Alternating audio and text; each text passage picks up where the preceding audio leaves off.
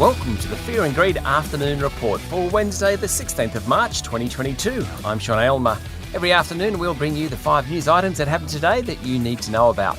Let's jump into it. Story number 1. The local share market jumped at 1.1% today to finish at 7,175 points.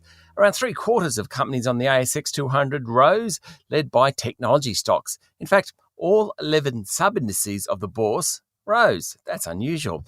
Among the tech stocks, online property group REA, employment company Seek, and accounting software giant Xero all jumped 4%. Software group WiseTech Global rose nearly 5%. The run of the banks continued, with ANZ and Macquarie Group both up nearly 2%, and Commonwealth Bank and Westpac rising around 1%. Aristocrat Leisure rose more than 4%, while Woolworths was up 3%. All in all, pretty good day on the market. Story number 2 is about commodity prices. They've been running hard, but over the past 48 hours, there's been some relief. Brent crude fell below $100 a barrel today. Yes, that's still high, but it's better than it was. The fall reflects hopes that oil-producing nations will up output. If they do, that should keep putting pressure on the price of oil, and hopefully that should be good at the petrol bowser.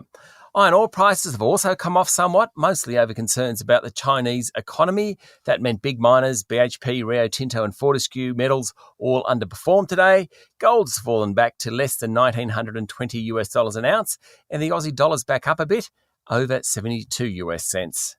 Story number 3. The Australian newspaper this morning ran a story saying a Mean Girls, that's MEAN, Mean Girls trio in Labor's Senate team involving Senators Penny Wong, Katie Gallagher and Christina Keneally put strain on Kimberley Kitching ahead of her death last week. Labor leader Anthony Albanese dismissed the claims, saying they were disrespectful. The Prime Minister Scott Morrison said the claims were very distressing and shouldn't be dismissed. He then described Senator Kitching as a true patriot. Not sure he would have said that if she were in the Senate today. All in all, pretty tasteless in politics today. Story number 4. The fighting continues in Ukraine as the United Nations said nearly 3 million people have fled the country since the start of the invasion. Around half of them are children, and the bulk have fled to Poland. It comes as Ukraine said it had shot down 3 Russian helicopters, and the number of civilian deaths rise. Over the past 24 hours, at least 2 US Fox News Network journalists have been killed. Meanwhile, Prime Minister Scott Morrison today was critical of China's silence on the fighting and called on Beijing to be fully transparent.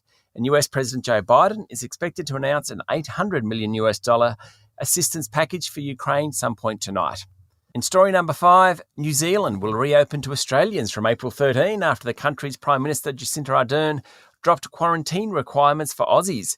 Qantas and Jetstar immediately put on up to 30 return flights per week. That's up from 2 flights currently being operated. Now, pre-COVID, the number was 170 return services, so there's still a way to go. The news helped Qantas' share price, which rose 2.2%. Corporate travel management climbed to 5.4%, and Webjet added 3%. All that came as official Bureau of Statistics figures showed a big jump in overseas departures and arrivals during the past 3 months. That's it for the afternoon report for Wednesday, the 16th of March, 2022. Don't forget to hit follow on the podcast and find Fear and Greed on LinkedIn, Twitter and Facebook. Join Michael Thompson and I tomorrow morning for the Thursday Fast 5 by Fear and Greed. I'm Sean Aylmer. Enjoy your evening.